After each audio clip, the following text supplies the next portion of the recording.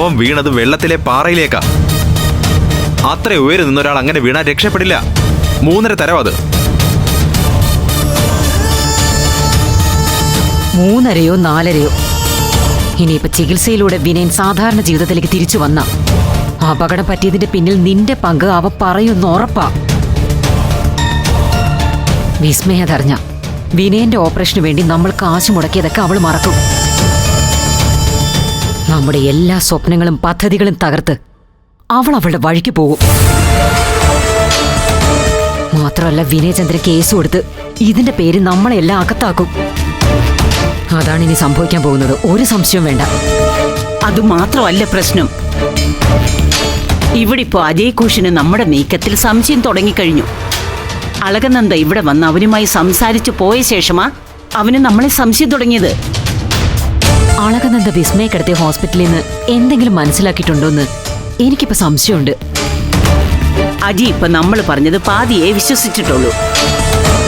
ഇനി ഒരു സംശയം കൂടി തോന്നിയാൽ അവനും ഈ കാര്യം അന്വേഷിക്കാൻ തുടങ്ങും. അതാ പ്രശ്നം. അത് നമുക്ക് ഡീൽ ചെയ്യാം. അജയ് സംശയിക്കാതിരിക്കാൻ നമുക്ക് ശ്രമിക്കാവുന്നതേ ഉള്ളൂ.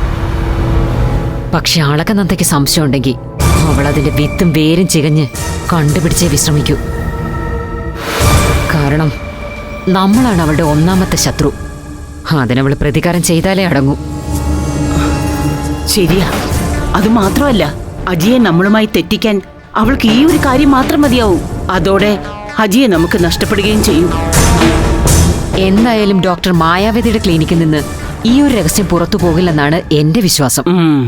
എന്നാലും അങ്ങനൊരു അപകടവും നമ്മൾ പ്രതീക്ഷിക്കണം.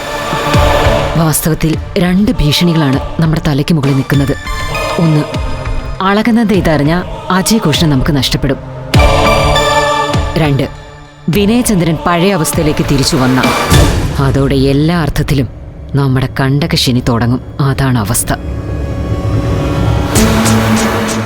ആ അവസ്ഥ മാറ്റാൻ നമുക്ക്. അജയ് ഘോഷിനെ അളകനന്ദയെ നിങ്ങൾ ശ്രദ്ധിച്ചാൽ മതി. വിനയന്റെ കാര്യം ഞാൻ നോക്കിക്കോളാം.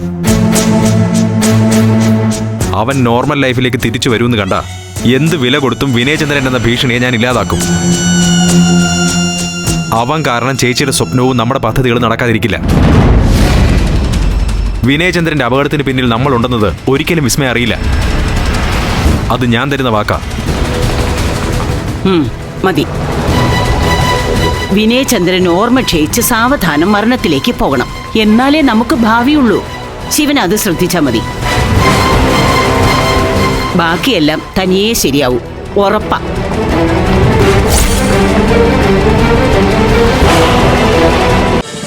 ഫ്ലവേഴ്സ് ഒരുക്കുന്ന കാഴ്ച വസന്തം യൂട്യൂബിൽ പ്രേക്ഷകർക്ക് ലൈവായി കാണാം.